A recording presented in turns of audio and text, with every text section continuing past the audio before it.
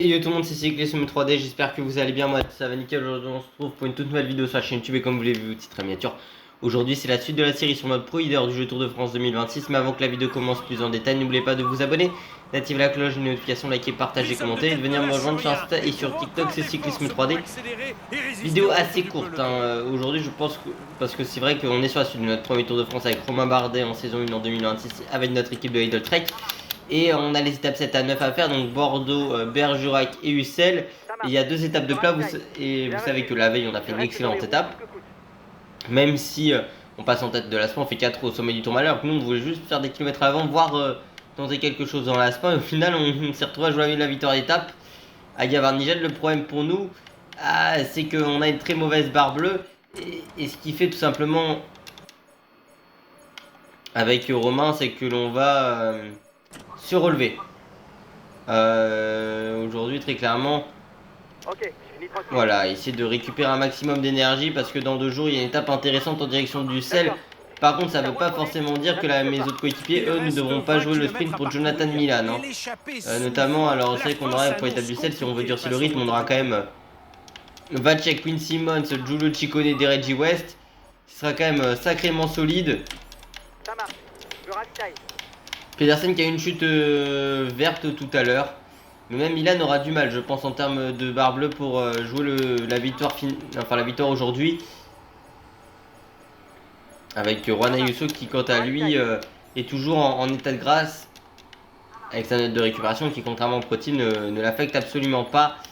On est là avec Romain, nous on finit tranquille. Après, il faut quand même doucement. On va quand même essayer de finir un peu à 80. Parce que, enfin, au moins pendant quelques kilomètres encore. Parce que déjà, je pourrais vite finir dernier l'étape. Et puis, c'est juste pour être tranquille par rapport au délai. On va pas du tout essayer de se cramer. Voilà, se positionner pour le sprint. Est-ce que j'ai des coéquipiers qui vont être bien positionnés? Genre, en l'occurrence, Jonathan Milan, est-ce qu'il n'y a pas faire le sprint pour Milan? Encore 3 km. J'ai pas l'impression que Milan il a l'ambition de jouer le sprint aujourd'hui. Nous avec Romain, écoutez, ça va être terminé. Voilà, maintenant, sans se fatiguer. Ça va être l'objectif de la fin de cette étape. Déjà qu'en pro-team la vidéo était assez courte, je pense que ce sera le cas encore aujourd'hui. Allez, est-ce que Milan est capable de sprinter avec Jonathan? Possible d'être s'imposer à Bordeaux? Bah, pas du tout, comme à chaque fois tu demandes à ton sprinter de faire le sprint. Alors que c'est Milan, il va finir 10ème de l'étape et encore je suis gentil en pensant qu'il va finir 10ème.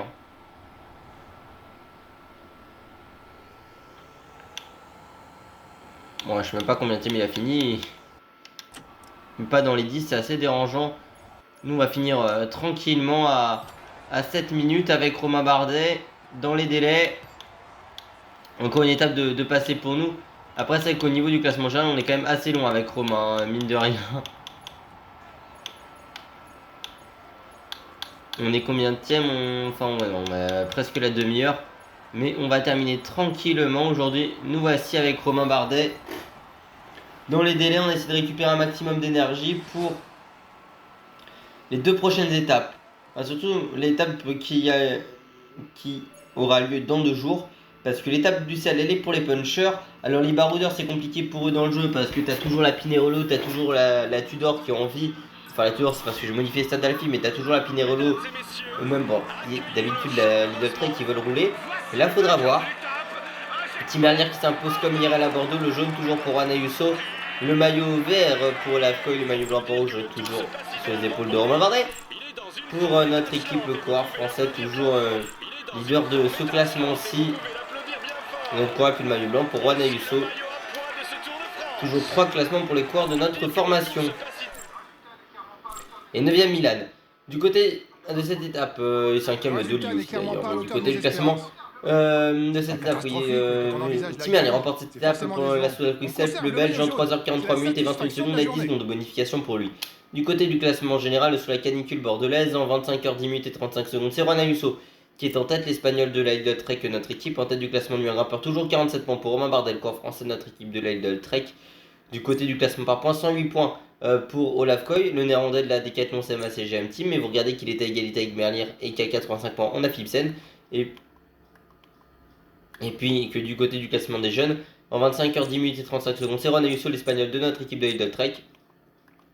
Du côté du classement par équipe, c'est l'équipe allemande de Heide Trek en 74 h 49 minutes et 37 secondes pour notre équipe. Et puis du côté du classement de la combativité, 378 km pour David Godu, le coureur français de la Groupama FDJ United.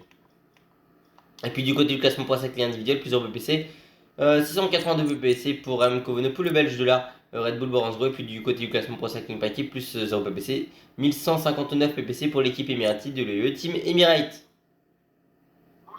Et puis nous on se retrouve tout de suite dans le final de cette étape entre Périgueux et Bergerac. Allez, à tout de suite. Commençons le briefing sur cette étape. L'essentiel à retenir aujourd'hui, c'est que... Encore une étape tranquille pour notre Romain Bardet dans le peloton. Voilà, on s'est pas mêlé au sprint intermédiaire. La veille, on avait pris 2 points. Là, on n'est pas allé faire le sprint intermédiaire. Même l'échappée avait plus assez d'avance au sommet des 2 difficultés, donc il n'y avait pas de points à chercher pour nous. Donc on est resté tranquille avec Romain Bardet. On va se relever dans quelques kilomètres. Voilà, finir comme la veille tranquille pour avoir un maximum d'énergie, récupérer le plus de force possible pour la dernière étape de cette première semaine qui s'annonce assez intéressante pour nous parce que c'est une étape pour puncher. On a des stats physiques, alors on a un B de récupération, ce qui est moins bien que pas mal de quoi, mais mine de rien ça peut être assez intéressant. Enfin, nos stats physiques peuvent être assez intéressantes par rapport à d'autres coureurs sur sur une fin de première semaine. En endurance et en résistance, je veux dire. Voilà, nous on va finir tranquillement avec Romain. Voilà, on se laisse décrocher intelligemment. On va demander devant de gérer le sprint pour Jonathan Milan. Même si ça se voit absolument pas. Pour le moment, j'aurais demandé de gérer pour Milan. D'ailleurs, leur donner le gel bleu à tous mes coéquipiers.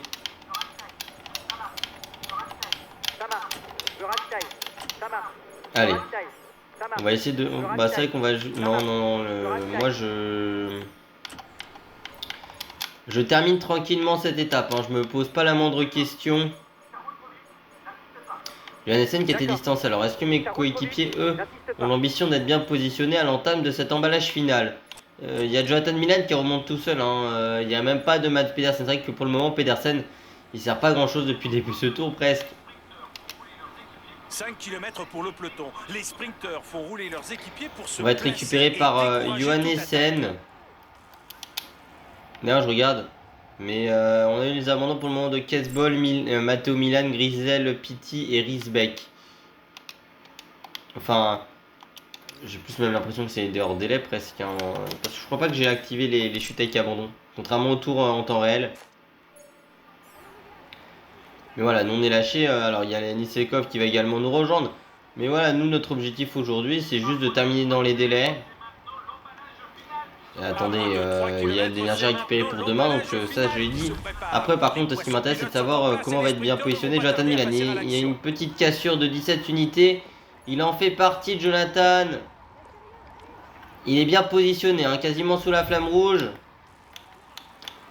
Et il est en train de reculer par contre Milan, ça me plaît pas du tout. Au moment de lancer son sprint, il est passé où Jonathan Milan? Me dites pas qu'il a plus de rouge ce con. Mais quoi? Mais il s'est arrêté ce débile. Mais quoi? Mais quel mongol? Enfin quel mongol non, mais quel abruti. On va attaquer. Il fait pas le sprint. Ok. On va attaquer. Mais il est totalement con. Mais putain, mais les gars, j'en peux plus de ce jeu de merde. Tu demandes à ton sprinter depuis 20 bandes de faire le sprint, ce con, il est pas foutu de le faire. Au dernier kilomètre, il s'arrête, il se dit bah non, c'est mieux de faire 15ème que de jouer la victoire. C'est pas possible, les gars. À quoi ça sert de prendre une équipe déjà en pro leader où t'es un bon sprinter, mais à quoi ça sert d'avoir un sprinter en pro leader qui peut te ramener des points si le mec il est pas foutu de faire mieux que 17ème sur une étape comme Bergerac? Vous me direz, sachant que c'est Jonathan Milan qui est censé être top 2 derrière des meilleurs sprinters du monde. Je joue devant Philipsen. Après vous me direz, avec Coy on s'était foiré, oui. Mais là c'est catastrophique ce que vient de faire Milan. Et Mads Pedersen qui est incapable de l'aider. Le mec est dans une cassure de 16 corps jusqu'à 1,5 km. Et après on sait pas pourquoi c'est le seul mec qui est lâché. C'est un groupe de 17. C'est le seul mec qui est lâché. C'est quand même fou ça. Bon on va quand même faire le sprint pour pas finir dernier non plus de l'étape. Avec voilà. On va finir tranquillement. On a juste fait l'effort pour terminer devant Ikoff. Mais on a essayé de récupérer le maximum d'énergie hein, sur cette étape-ci. Mais c'est pas possible, c'est strictement n'importe quoi ce qu'il a réalisé notre coéquipier.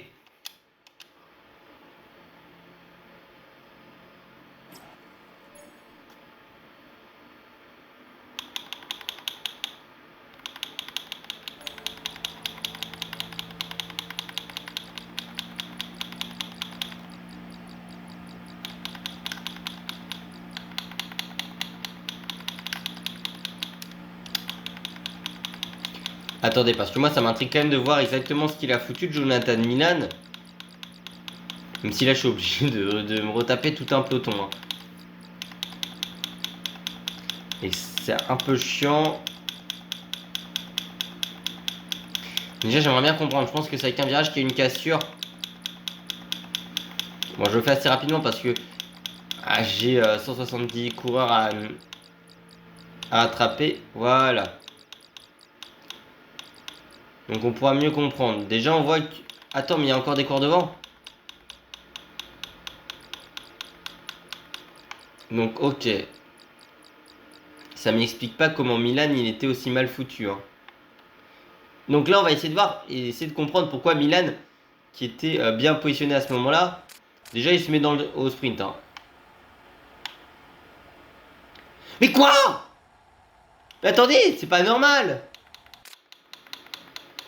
Le mec il est censé faire le sprint, regardez ce qu'il fout. Il s'arrête. Mais c'est pas normal les gars, j'ai demandé à toute mon équipe de faire le sprint, le gars il s'est arrêté, mais c'est totalement con, ce jeu est buggé de fou. Et heureusement que Cyanide nous demande régler, envoyez-nous vos messages pour régler des bugs. Mes frères, ça fait depuis 2018 que ce putain de bug de l'oreillette, il est là. Victoire de Merlier comme IRL. Le jaune pour Ayuso, le vert pour Merlier, le maillot blanc pour Rouge pour Romain Bardet, le maillot blanc pour Juan Ayuso. Mais c'est pas possible, il nous fait 3 bons sprints par an, Milan. C'est pas possible, ça m'énerve. 8 heures de Tim Merlier, le belge là, sous la Kusem en 3h55 minutes et 11 secondes avec 10 secondes de bonification. C'est très décevant. On conserve. Juan Ayuso toujours en tête du classement général, le coureur espagnol de notre équipe de Idle Trek en 29h5 minutes et 46 secondes du côté du classement. En tête du classement numéro grimpeur, c'est toujours Marbardel, le coureur français de notre équipe de là. Lidl Trek en 47 points pardon, du côté du classement par points, 173 points pour Tim Merlier, le belge de la Soal Quickstep du côté du classement des jeunes en 29h5 minutes et 46 secondes. C'est Juan Ayuso, l'espagnol de notre équipe de Lidl Trek du côté du classement par équipe en 86h35 minutes et 4 secondes. C'est l'équipe allemande de Lidl Trek et puis du côté du classement par combativité 378 km toujours pour David Gaudu, le coureur français de la Groupama FDJ United. Et plusieurs BBC, 682 BBC pour Remco Evenepoel en tête du classement Pro Cycling individuel. Et en tête du classement Pro Cycling Paquet, plus 0 BBC, 1159 BBC pour l'équipe Emirati, le Team Emirate. Et puis c'est la dernière étape de cette première semaine en direction du Cel qui va être assez intéressante pour nous. Allez, à tout de suite dans le final de cette étape. Putain, mais je reviens pas. Je sais pas dans quoi on se lance.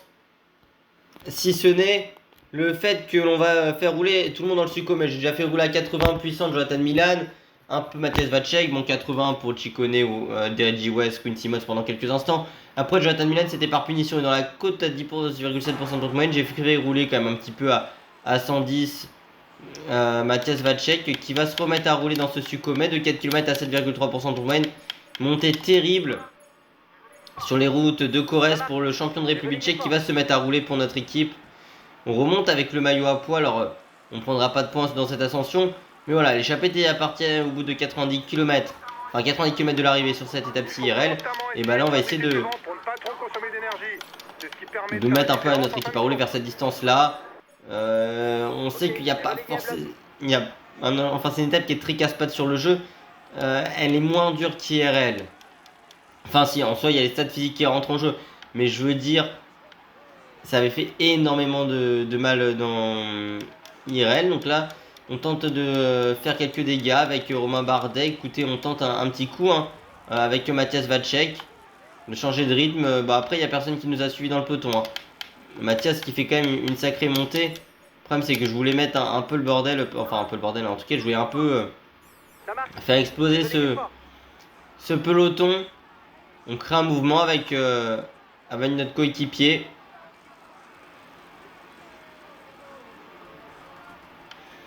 troisième du Tour de Suisse cette année, derrière Carapaz et Pogacar. Mais j'avais envie de tenter un petit mouvement. Bon, après, ça sert pas à grand chose, hein, honnêtement, à l'instant. Hein. Après, peut-être que dans la suite de cette étape, ça pourra amener à quelque chose. Là, Ok, bien alors, protégé. il est censé nous protéger. Hein. La Mathias Vacek, ça se voit pas beaucoup. Mais voilà. On a envie de jouer la victoire d'étape avec Romain Bardet. Dans le peloton derrière, ça monte à un rythme régulier. Et que pour le moment, on ne comprend pas forcément ce qu'on veut faire tactiquement. Je suis d'accord avec vous. Le problème, c'est que je pense que le peloton n'avait pas envie de monter dessus Comet à un très très gros rythme, contrairement à nous. On avait envie de tester nos adversaires dans cette montée. Voir si ça réagissait. Alors, on avait 3 minutes de retard sur le peloton. Enfin, pardon, au niveau du peloton par rapport aux hommes de tête, on n'aura pas récupéré tant de temps que ça. Enfin, quasiment pas dans cette ascension. Mais bon, écoutez. Bon, on va attendre, ça sert à rien, on va attendre le peloton de notre coéquipier maillot jaune, Juan Ayuso. Après, on nous a quand même laissé une belle liberté depuis le début de cette semaine et de ce Tour de France avec Romain. Mais voilà, Mathias Vacek, lui, son objectif, ça va être de rouler à bloc, enfin de rouler à 100. Et on se trouve un petit peu plus loin dans l'étape quand même, à un moment qui sera plus propice aux attaques.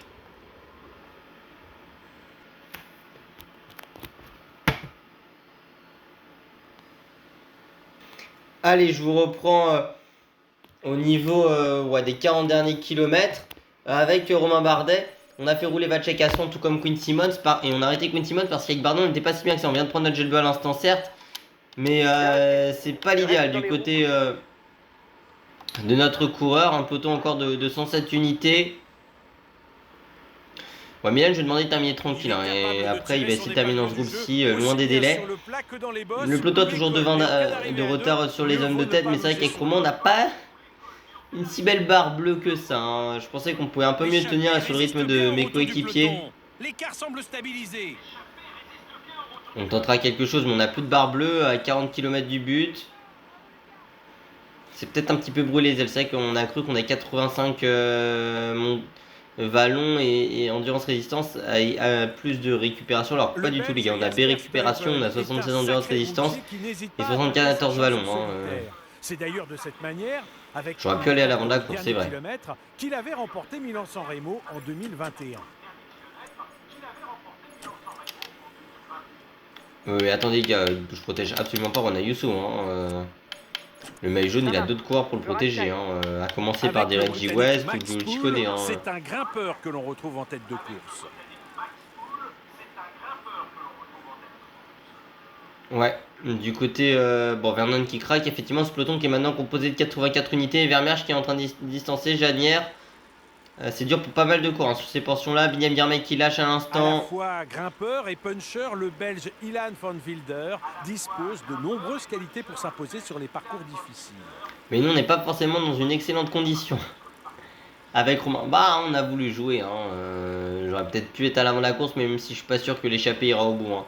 Et puis de toute façon, au pire, nous pour notre équipe, on a quand même Mads Pedersen pour nous accompagner. Enfin, nous accompagner, non, mais pour jouer la victoire d'étape aujourd'hui. C'est le genre d'adversaire qu'il est préférable d'éliminer avant un sprint. Au pire, si ça marche pas pour nous, il y aura toujours Mads Pedersen. C'est déjà ça qu'il faut se dire. Même si on ferme la marche quasiment du peloton hein, avec Romain Bardet. Avec notre maillot à poids, on est en fin de première semaine, c'est difficile pour nous, on le sait.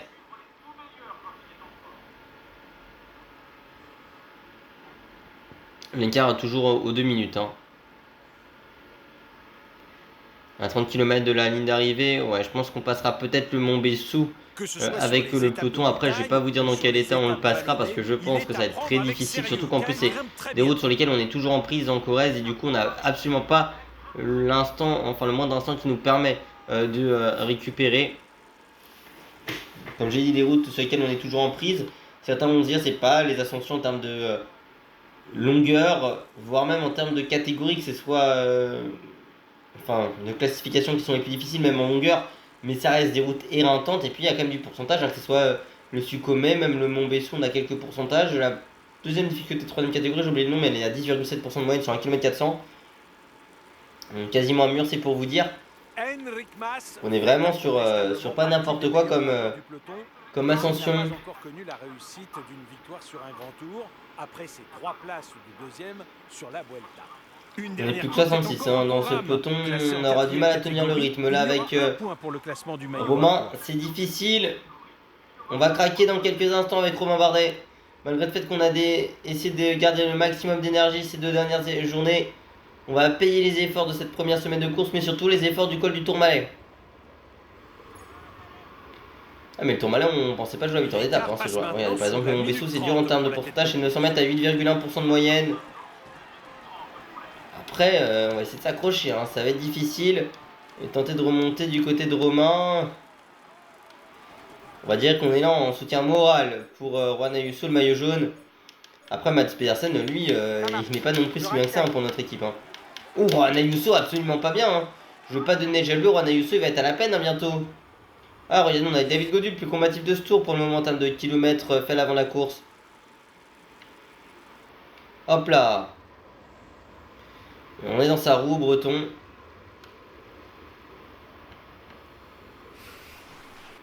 Mais un peloton qui est toujours à 1,22 des hommes de tête. Par contre, ce virage-là, je venais d'un peu trop loin. Voilà, on est en train de remonter bien avec les 20 Romain. derniers kilomètres de cette étape. Si toutes les difficultés ont été franchies par la tête de course, on peut quand même C'est un noter peu quelques difficile, reliefs mais dans les cette gars, partie finale. je ne vais pas rouler. Enfin, je ne vais pas protéger le maillot jaune, les gars. Pour placer une On va attaque demander à Quinn Simmons de rouler. Et après, éventuellement, des Reggie West. Hein. Au pire du pire, il y a quand même Mats Pedersen qui, lui, peut avoir une possibilité de victoire. Bien reçu. Je reste Après, vous dans les savez roues. quoi, on va leur dire d'arrêter pendant quelques instants. C'est suicidaire, hein, mais on va tenter quelque chose avec Romain Bardet. Hein.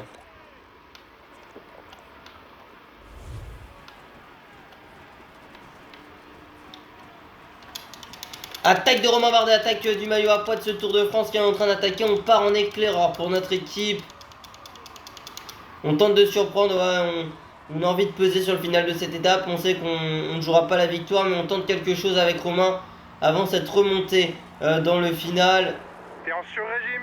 Baisse un peu le rythme. Allez, avec Romain, est-ce qu'on est capable de proposer quelque chose dans le final de cette étape en accélérant, ça va forcer le peloton à réagir à cette attaque et à se rapprocher encore des hommes de tête. Même si à tous les coups, Pedersen ne va pas être capable de faire le sprint. C'est ça que j'oublie, hein, mais il y a quand même la formation Jayco pour Mauro Schmid qui roule toujours. Ouais, voilà, avec Romain Bardet, écoutez, on a fait notre petite attaque. On essaie d'être utile pour notre coéquipier. Voilà, on se pose pas la moindre question maintenant. Ok, fais pas d'efforts violents. Voilà, on va juste essayer de terminer maintenant le plus tranquillement, enfin, terminer de manière intéressante cette étape. Est-ce que le peloton derrière sera capable de revenir? Parce que là, Mats Pedersen, il peut avoir une possibilité de s'imposer sur cette étape. Hein. C'est ça aussi qu'il faut dire, même si l'écart se stabilise. Du coup, on va demander à des Reggie West de rouler à 110, tout comme Quinn Simmons, l'échappée qui pourra peut-être bien résister au souffle du peloton aujourd'hui. Attendez, même les gars, on va demander à Ciccone de rouler alors dans ce cas-là. Est-ce que nos coéquipiers seront capables de ramener le peloton sur les hommes de tête, en tout cas du côté de Max Poul, du côté de Pablo Casrillo, Lorenzo Fortunato ou encore Ilan Van Wilder? On est en train de très bien résister. On se rapproche de l'écart à la minute hein, pour le moment. Alors il y aura encore une portion qui va remonter, qui pourrait être très difficile à gérer. On a deux coéquipiers qui sont en train d'essayer de tout donner pour amener à l'avant de la course Mats Pedersen, parce que Pedersen peut être l'un des hommes les plus rapides du jour. C'est qui a été distancé ici? C'est Lenny Martinez, Isaac El Toro, hein, accessoirement le 6ème et le 9ème du classement général. Ce qui est pas rien quand même. Hein. Et l'écart toujours à la minute. On n'arrive pas à réduire du côté du peloton cet écart-ci. Ouais, bah on va demander à Ciccone d'attaquer les gars. Et Ciccone qui est bien parti en contre-attaque par contre lui. Il a réussi Giulio Ciccone à pouvoir s'isoler en tête de course, ça c'est plutôt intéressant pour Giulio. Avant l'arrivée. Avec une dizaine de secondes d'avance sur le peloton, le problème c'est qu'il n'arrive pas à réduire l'écart. À l'instant Giulio il bute hein, sur les hommes de tête, il est en train de buter sur eux. Ils sont en train de résister, Michael Matthews distancé.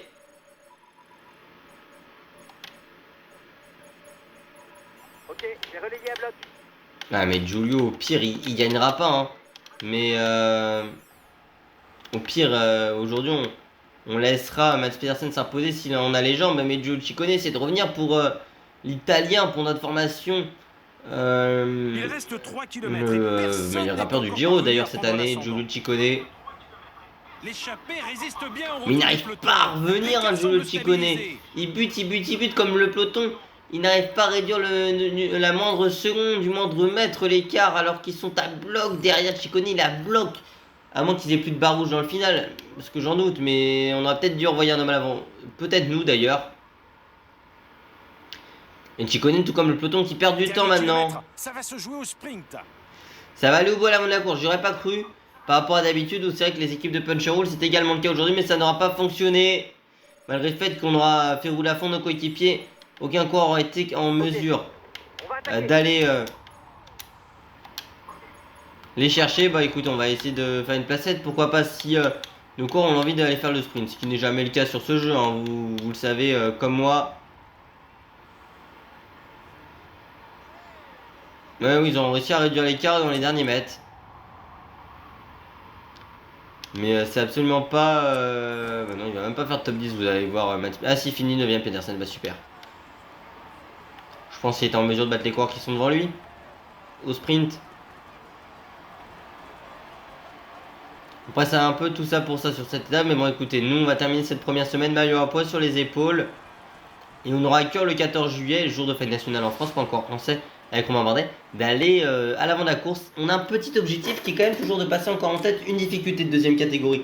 Ça pourrait être le cas sur la prochaine ascension. C'est pour ça aussi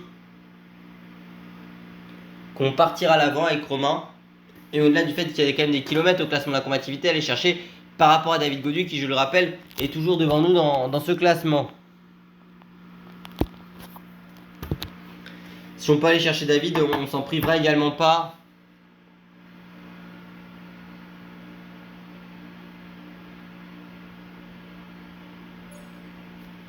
Du côté de Romain, même si sur cette étape bah, c'est décevant, honnêtement c'est quand même un épisode décevant. Mesdames et messieurs, accueillez le château. Aujourd'hui on a su profiter de notre maillot à poids.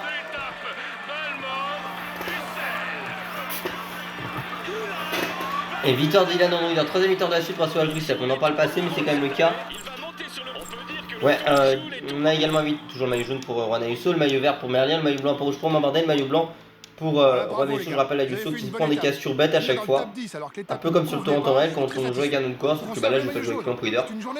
Ilan Henry, le belge de la Soal Quick-Step en 4h, 14 minutes et 21 secondes s'impose avec 10 secondes de bonification pour lui aujourd'hui. Juan Ayuso est toujours en tête du classement général, le coureur espagnol de notre équipe de Heide Trek en 33h, 20 minutes et 45 secondes. Du côté du classement du meilleur grimpeur avec 47 points, c'est toujours Romain Bardet, le coureur français de notre équipe de la Heide Trek en tête de ce classement, en tête du classement par points, 173 points pour Tim Merlier, le belge de la Soal Quick-Step en tête du classement des jeunes en 33h, 20 minutes et 45 secondes, c'est Juan Ayuso, l'espagnol de notre équipe de Heide Trek, et puis du côté du classement par équipe, c'est toujours notre équipe allemande de la Heide Trek en 99h, 20 minutes et 1 seconde, et puis du côté du classement de la combativité, 458 km pour Max Poole, du côté du Britannique de la Picnic Post-NL qui prend la tête de ce classement. Du côté du classement pro individuel, plus 5 PPC, pardon, 687 PPC pour M. Evenepoel, le belge de la Red Bull Brandro, et en tête du classement pro par équipe, plus 55 PPC. 1214 PPC pour l'équipe Emirati, le 8 Emirati. En tout cas, j'espère que cette vidéo vous a plu. Si c'est le cas, n'oubliez pas de vous abonner, activer la cloche de notification, liker, partager, commenter et de venir me rejoindre sur Insta et sur TikTok, c'est Cyclisme 3D. Nous on se retrouve très bientôt pour la suite de cette série sur le Pro Team, sur le Pro Leader, mais il y aura le Pro Team aussi qui va arriver. C'était Cyclisme 3D. Porte-vous bien, à la prochaine, ciao ciao.